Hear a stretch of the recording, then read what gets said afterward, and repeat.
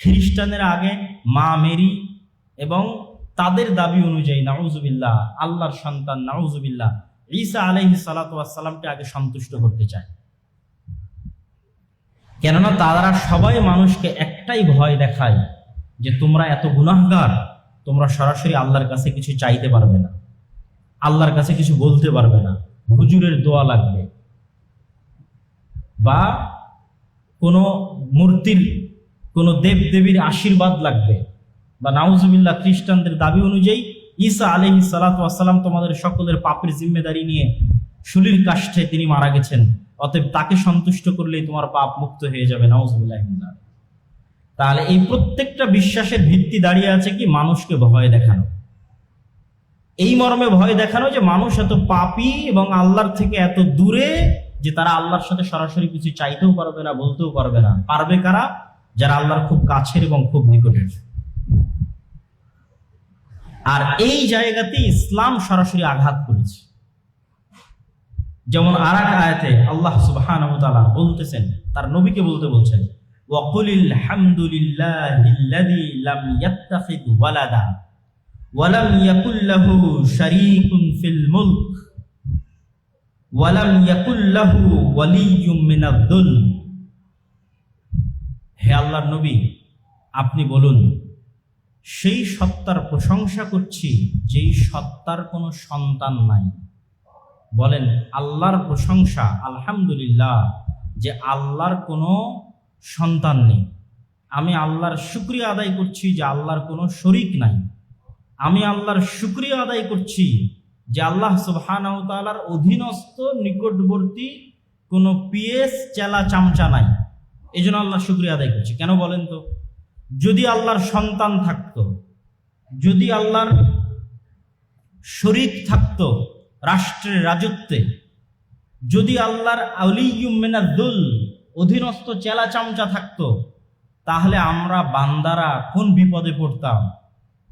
আর আল্লাহ সন্তুষ্ট হলে সন্তান সন্তুষ্ট হয় না, সন্তান সন্তুষ্ট হলে আল্লাহ হয় না, চেলা চামচা সন্তুষ্ট হলে উপরওয়ালা সন্তুষ্ট হয় না, উপরওয়ালা সন্তুষ্ট হলে চেলা চামচা সন্তুষ্ট হয় না। তাহলে যাবো কোন দিকে আমরা? তখন বান্দাদের জন্য এটি কি হয়ে যেত? কঠিন হয়ে যেত। এই জন্য আল্লাহর নবী আল্লাহর প্রশংসা আদায় করছে যে আল্লাহ সুবহানাহু ওয়া তাআলাকে যদি আমরা সন্তুষ্ট করতে চাই, তো আমাদের জন্য এটি অনেক বড় খুশির খবর যে আল্লাহকে সন্তুষ্ট করার জন্য আল্লাহর সংশ্লিষ্ট আর দ্বিতীয় কাউকে সন্তুষ্ট করার প্রয়োজন পড়বে না। বলেন আলহামদুলিল্লাহ। কেননা আমাদের প্রতিপালকের কোনো সন্তানও নয়, আমাদের প্রতিপালকের কোনো শরীকও নয়, আর আমাদের প্রতিপালককে সহযোগিতা করবে এরকম কোনো সত্তাও পৃথিবীতে নাই। বলেন আলহামদুলিল্লাহ। তাহলে আমরা যদি শুধু আল্লাহকে সন্তুষ্ট করতে চাই, তাহলে আমার জন্য রাস্তা উন্মুক্ত। শুধু আল্লাহর সন্তুষ্টিতেই সন্তুষ্টি এবং আল্লাহর অসন্তুষ্টিতেই অসন্তুষ্টি। তাহলে বান্দার উপর থেকে চাপ এবং টেনশন কমে গেল। এই জন্য রাসূলুল্লাহ সাল্লাল্লাহু আলাইহি ওয়াসাল্লামকে বলতে বলা হচ্ছে যে আপনি আল্লাহর প্রশংসা করেন যে আমরা এমন সত্তার ইবাদত করি যার সন্তান নাই, যার শরীক নাই, যার অধীনস্থ কোনো সাহায্যকারী সহযোগিতাকারী নাই। সম্মানিত উপস্থিতি, তাহলে আমরা যেটি বলছিলাম যে সারা পৃথিবীর সকল মানুষ আল্লাহ সুবহানাহু ওয়া তাআলাকে রব হিসেবে মানলেও আল্লাহ সুবহানাহু ওয়া তাআলাকে ইলাহ হিসেবে মানে না। আল্লাহ সুবহানাহু ওয়া তাআলাকে সৃষ্টিকর্তা হিসেবে মানলেও আল্লাহ সুবহানাহু ওয়া তাআলাকে ইবাদতের যোগ্য হিসেবে মানে না। আল্লাহ সুবহানাহু ওয়া তাআলাকে রিজিক দাতা হিসেবে মানলেও বিপদে পড়লে আল্লাহর কাছে চাইতে হবে, আল্লাহর সামনে মাথা নত করতে হবে, নাজার নেওয়াজ মানত আল্লাহর জন্য করতে হবে, সেটি তারা মনে করে না। বরং বিপদে পড়লে তাবিজ, কবজ, কবিরাজ, জিন, শয়তান ইত্যাদির আশ্রয় গ্রহণ করে, কবরের আশ্রয় গ্রহণ করে, বিভিন্ন মানুষের আশ্রয় গ্রহণ করে। তাহলে তারা পরিপূর্ণরূপে আল্লাহ সুবহানাহু ওয়া তাআলার তাওহীদে বিশ্বাস স্থাপন করতে পারেনি, বা তারা বুঝতেই পারেনি যে তাওহীদ কি জিনিস। তাহলে আমরা যদি তাওহীদের আলোচনার এই পর্যায়ে এসে সারমর্ম করি, তাহলে হচ্ছে তাওহীদের দাওয়াত মানে আল্লাহর উলুহিয়তের দাওয়াত, যে ইবাদতের যোগ্য হিসেবে তিনিই একমাত্র যোগ্য, যিনি রব। তুমি তাকেই সিজদা করবে যিনি তোমাকে খাওয়ায় এবং পড়ায়। তুমি যিনি তোমাকে খাওয়ায় পরায়, আসমানের ছায়া দেয়, সূর্যের আলো দেয়, অক্সিজেন দেয়, রিজিক দেয়, তোমার জীবন মৃত্যুর মালিক, তার কাছে নত না হয়ে অন্য কারো সামনে নত হবে, এর চাইতে বড় অন্যায় পৃথিবীতে আর নেই। এই জন্য আল্লাহ সুবহানাহু ওয়া তাআলা বলেছেন, ইন্না শিরকা লাযুলমুন আযীম। শিরক হচ্ছে মহা অত্যাচার। গুনাহ না বলে অত্যাচার বলা হয়েছে, পাপ না বলে অত্যাচার বলা হয়েছে। কেননা এটি আমাদের জন্য ন্যায়, এটি আমাদের জন্য ইনসাফ, যে আমরা তার সামনে মাথা নত করবো যিনি আমাদের খাওয়ায় এবং পড়ায়। এটি আমাদের জন্য ন্যায় এবং ইনসাফ। এই জন্য আল্লাহ সুবহানাহু ওয়া তাআলা আরেক আয়াতে বলেছেন, ওয়া তাম্মাত কালিমাতু রাব্বিকা সিদকাও ওয়া আদলা। আপনার প্রতিপালকের সকল বিধিবিধান সত্যের উপর প্রতিষ্ঠিত, ন্যায়ের উপর প্রতিষ্ঠিত। আপনার প্রতিপালক যা আদেশ দিয়েছে প্রত্যেকটা আদেশ সত্যের উপর প্রতিষ্ঠিত, ন্যায়ের উপর প্রতিষ্ঠিত। তো আল্লাহর একটি আদেশ হচ্ছে আল্লাহর উলুহিয়াতকে মানতে হবে। তো এটি সত্যের উপর প্রতিষ্ঠিত, এটি ন্যায়ের উপর প্রতিষ্ঠিত। কিভাবে? লা ইলাহা ইল্লাল্লাহ এর অর্থ কি করলাম? লা মা'বুদা বিহাক্কিন ইল্লাল্লাহ। আল্লাহ ব্যতীত সত্য কোনো ইবাদতের যোগ্য সত্তা পৃথিবীতে নাই। মানে আল্লাহ ব্যতীত যারা ইবাদতের যোগ্য, যাদেরকে মানুষ মনে করছে, তারা সবাই মিথ্যা। তাহলে আল্লাহ ইবাদতের যোগ্য, এটি কিসের উপর প্রতিষ্ঠিত? সত্যের উপর প্রতিষ্ঠিত। আর বাকি যাদের সামনে আমরা মাথা নত করছি, ইট পাথরের খাম্বাতে সম্মান জানাচ্ছি, যে কোনো মৃত ব্যক্তিকে কবরে সম্মান জানাচ্ছি, কারো মূর্তি বানিয়ে সম্মান জানাচ্ছি, কবিরাজ, জিন, তাবিজ, কবজের আশ্রয় গ্রহণ করছি, এই প্রত্যেক যারা আশ্রয় চাচ্ছে এরা সবাই কি? মিথ্যা এবং বাতিল। একমাত্র সত্যকে আল্লাহ সুবহানাহু ওয়া তাআলা। এবার 2 নম্বর পয়েন্ট কি? ন্যায়। তাহলে আল্লাহ সুবহানাহু ওয়া তাআলার আমি ইবাদত করব, এটি একমাত্র ন্যায়। আপনি যদি আপনার স্ত্রীকে সকল কিছুর ব্যবস্থা করে দেন, আপনার স্ত্রী আপনার বাড়িতে থেকে, আপনার খেয়ে, আপনার সকল নিয়ামত ভোগ করে যদি অন্য কারোর সাথে পরকীয়ায় লিপ্ত হয়, তাহলে এটি জুলম, অত্যাচার, যে সে আপনার নিয়ামতের শুকরিয়া আদায় করছে না। আমরা আল্লাহর মাটির উপর চলতেছি, আল্লাহর আসমানের ছায়ায় আছি, আল্লাহর জীবন নিয়ে পৃথিবীতে বিচরণ করছি, আল্লাহ আমাদের রুজি রুটির মালিক। সেখানে আমি বিপদে পড়লে আশ্রয় চাচ্ছি কোনো জিন শয়তানের কাছে গিয়ে, সেখানে আমি বিপদে পড়লে আশ্রয় চাচ্ছি কোনো কবরের কাছে গিয়ে, বিপদে পড়লে আশ্রয় চাচ্ছি আমি কোনো মূর্তির কাছে গিয়ে। তাহলে এটি কি অত্যাচার নয়? অবশ্যই অত্যাচার। আমি ইবাদত করার বেলায়, মাথা নত করার বেলায় আল্লাহর সামনে না করে অন্য কারোর সামনে করছি, এটি অত্যাচার। এই জন্য আল্লাহ সুবহানাহু ওয়া তাআলা কোরআন মাজিদে বলেছেন, ইন্না শিরকা লাযুলমুন আযীম।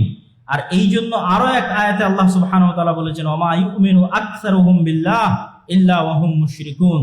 দুনিয়ার অধিকাংশ মানুষ আল্লাহর প্রতি ঈমান আনয়ন করার পরেও শিরকে লিপ্ত হয়, মুশরিক।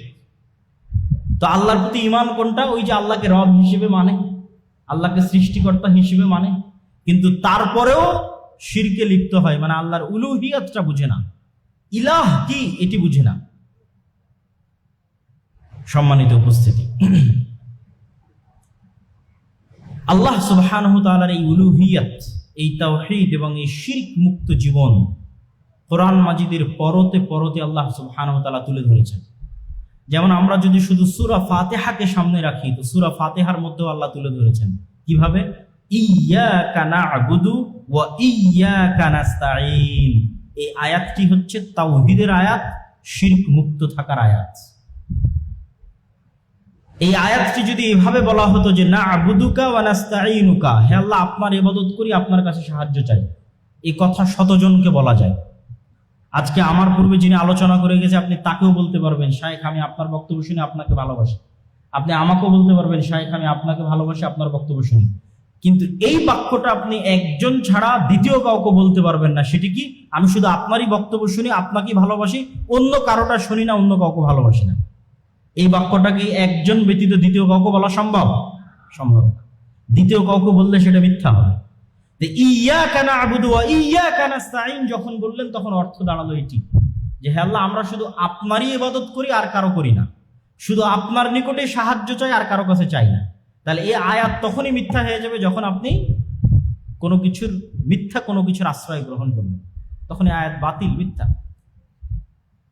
সম্মানিত উপস্থিতি, শুধু তাই নয়, আল্লাহ সুবহানাহু ওয়া তাআলা এই শিরকি হচ্ছে সবচেয়ে বড় তাগুত, এই শিরকি হচ্ছে শয়তানের সবচেয়ে বড় দাসত্ব।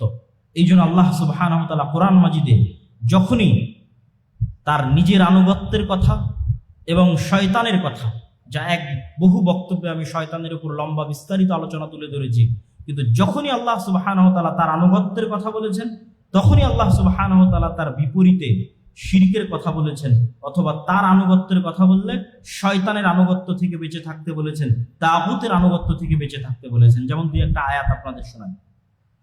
ওয়ালাকাদ বাআসনা ফি কুল্লি উম্মাতির রাসূলা আন ইবুদুল্লাহ ওয়াজতানিবুত তাগুত।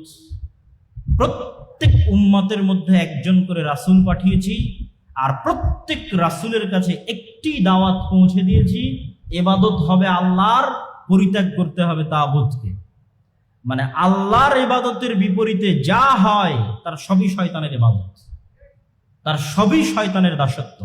আর শয়তান হচ্ছে সবচেয়ে বড় তাগুত, ইবলিস হচ্ছে সবচেয়ে বড় তাগুত। যেমন আরেক আয়াতে আল্লাহ সুবহানাহু ওয়া তাআলা বলেন, ইয়া আইয়ুহাল্লাযীনা আমানু দুখুলু ফিস সিলমি কাফা ওয়া লা তাত্তাবিউ খুতুওয়াতিশ শাইতান। হে ঈমানদারগণ, তোমরা ইসলামে প্রবেশ করো পরিপূর্ণভাবে, আর শয়তানের পদাঙ্ক অনুসরণ করিও না। তাহলে পূর্ণ ইসলামে পরিবেশের বিপরীতে দাঁড় করিয়ে দেওয়া হলো শয়তানকে, তথা শিরক হচ্ছে শয়তানের দাসত্ব। আল্লাহ ব্যতীত অন্য আর যে কোনো কিছুর ইবাদত হচ্ছে শয়তানের দাসত্ব। এবং সিরাতে মুস্তাকিমের ক্ষেত্রেও একই আয়াত আল্লাহ সুবহানাহু ওয়া তাআলা কোরআন মাজিদে ব্যবহার করেছে। আমরা 5 ওয়াক্ত সালাতে আল্লাহ সুবহানাহু ওয়া তাআলার নিকটে দোয়া যে চাই, ইহদিনাস সিরাতাল মুস্তাকিম সিরাতাল্লাযীনা আন'আমতা আলাইহিম গায়রিল মাগদুবি আলাইহিম ওয়ালাদ-দাল্লিন, যে হে আল্লাহ, আপনি আমাদেরকে সঠিক রাস্তা দেখান। তো রাসূল সাল্লাল্লাহু আলাইহি ওয়াসাল্লাম হাদিসে বলছেন যে এই সিরাতে মুস্তাকিমের আশেপাশে অসংখ্য রাস্তা আছে, প্রত্যেকটা রাস্তার সামনে শয়তান দাঁড়িয়ে আছে। এটি হাদিসে রাসূল সাল্লাল্লাহু আলাইহি ওয়াসাল্লামের বাক্য। আর আল্লাহর বাক্য কোরআনে যে শয়তান ওয়াদা করছে, শপথ করছে যে শয়তান আমাদেরকে সঠিক সিরাতে মুস্তাকিমে থাকতে দিবে না। এই জন্য আল্লাহ সুবহানাহু ওয়া তাআলা মানুষের সবচেয়ে বড় শত্রু হিসেবে শয়তানকে নির্ধারণ করেছেন। ইন্নাশ শাইতানা লাকুম আদুউম মুবিন।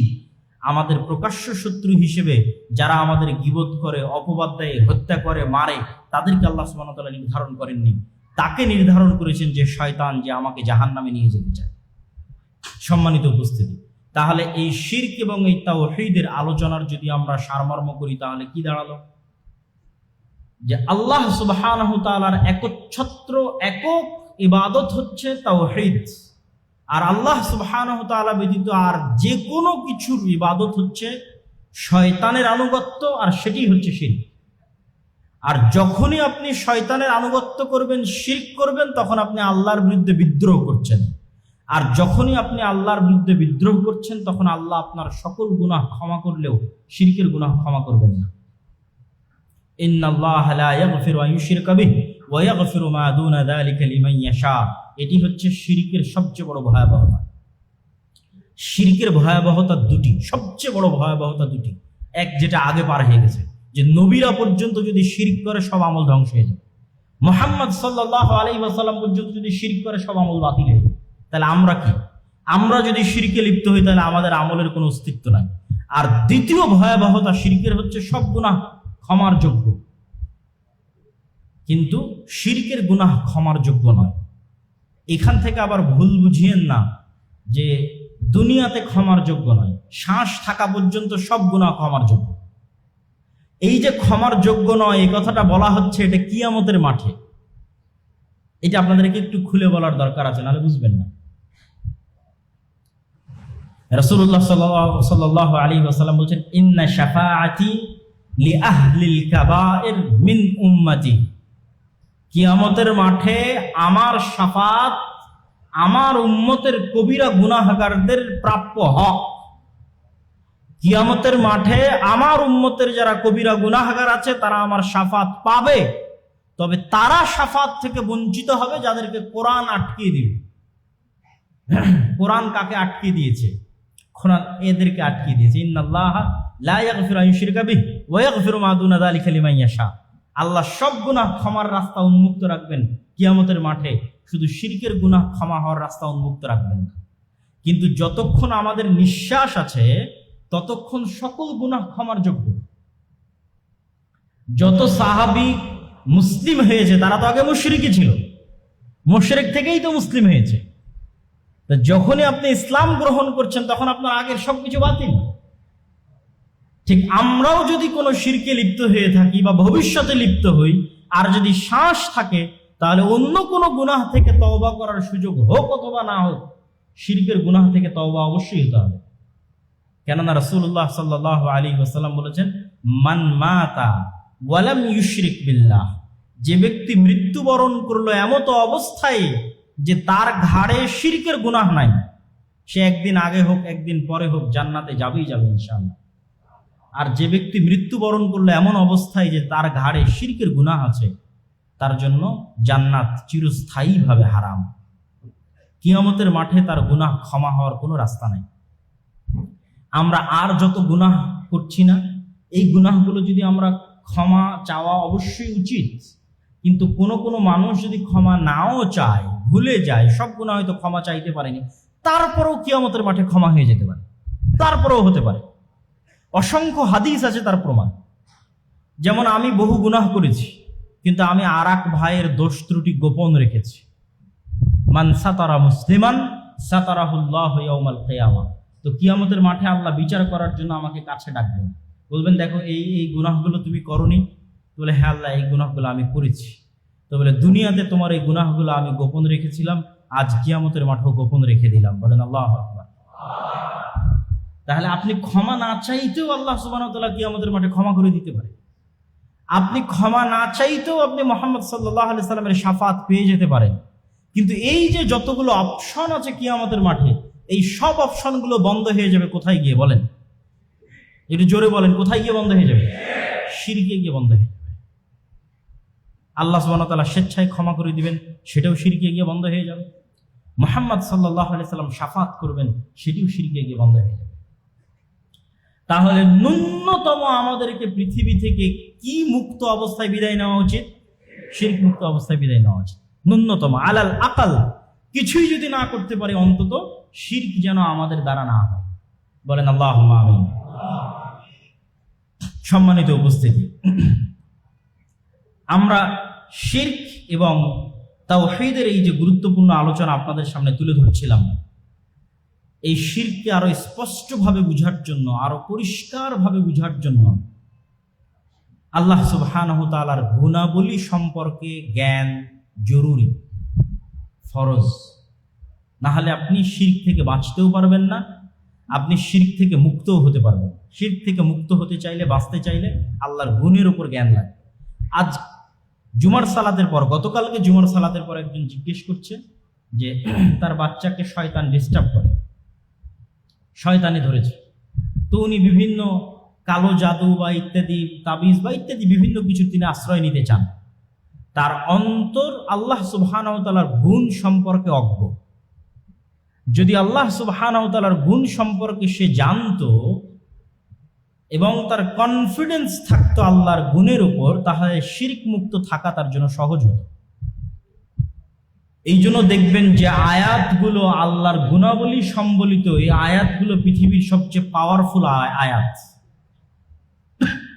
যেমন একটি ছোট্ট সূরা, কুল হুয়াল্লাহু আহাদ আল্লাহুস সামাদ লাম ইয়ালিদ ওয়া লাম ইউলাদ ওয়া লাম ইয়াকুল লাহু কুফুয়ান আহাদ। অনেক ছোট্ট 2 লাইনের সূরা, কিন্তু পৃথিবীর মোস্ট পাওয়ারফুল, অনেক শক্তিশালী সূরাগুলোর মধ্যে একটি শক্তিশালী সূরা।